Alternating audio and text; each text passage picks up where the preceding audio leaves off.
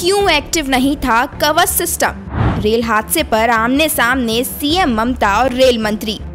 उड़ीसा के बालासोर में पश्चिम बंगाल की सीएम ममता बनर्जी पहुंची हुई हैं और दुर्घटना स्थल का जायजा ले रही हैं। इस दौरान उन्होंने रेल मंत्री अश्विनी वैष्णव और शिक्षा मंत्री धर्मेंद्र प्रधान के साथ एक प्रेस कॉन्फ्रेंस को संबोधित किया। मीडिया से बातचीत के दौरान सीएम ममता ने पास में खड़े रेल मंत्री से इस रूट पर कवच नहीं होने का कारण पूछ लिया। सबसे पहले जान लेते हैं कि कवच टेक्नोलॉजी है क्या। कवच टेक्नोलॉजी पूरी तरह से स्वदेशी टेक्नोलॉजी है। यह एक ऑटोमेटिक ट्रेन प्रोटेक्शन सिस्टम है जो दो ट्रेनों की आमने सामने की टक्कर को होने से रोकता है। यह पूरी तरह से भारत में बना है। इस तकनीक का काम ट्रेनों की टक्कर को रोककर सफर को ज्यादा सुरक्षित बनाना है। इस तकनीक में अगर दो ट्रेन आमने सामने आ जाती हैं, तब ट्रेन की स्पीड कम हो जाती है और ब्रेक लग जाते हैं। ऐसी स्थिति में ट्रेनों में टक्कर नहीं होती। रेल मंत्री अश्विनी वैष्णव ने बताया था कि इस तकनीक का इस्तेमाल वित्त वर्ष 2022-23 में रेलवे के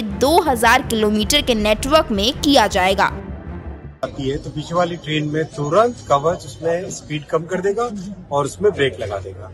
जैसे रेड लाइट है तो रेड लाइट के पास में जैसे ट्रेन पहुंचे उससे पहले उस ट्रेन का कवच अपने आप उसे स्पीड को कम कर देगा। कम करके उसको रेड लाइट से पहले रोक लेगा।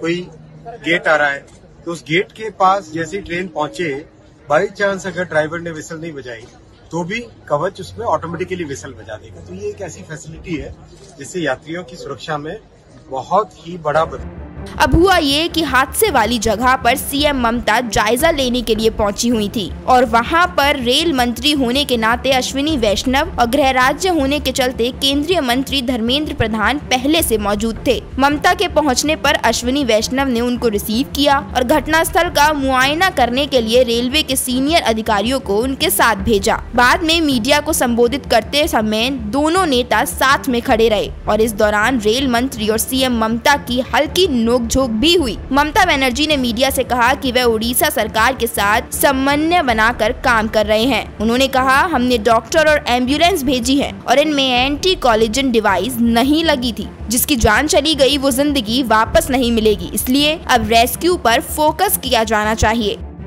वो ऐसा है एंटी कोलिजन डिवाइस कि एक लाइन में दो ट्रेन आ जाएगा तो उसमें रुक जाएगा। अगर कोई ट्रेन सामने पड़ा है तो रुक जाएगा। अगर कोई कुछ भी हो सकता है, एंटी कोलिजन डिवाइस डाइवर्स हो जाएगा तो उसको अलर्ट करेगा। लेकिन मैं जब रेल मिनिस्टर इधर में है तो मैं यही कहना चाहूंगा, आप देख लीजिए इसमें एंटी कोलिजन डिवाइस नहीं लगाया। जितना तक मेरे का जानकारी है, अगर एंटी कोलिजन डिवाइस लगाता था तो वही इंसिडेंट नहीं होता।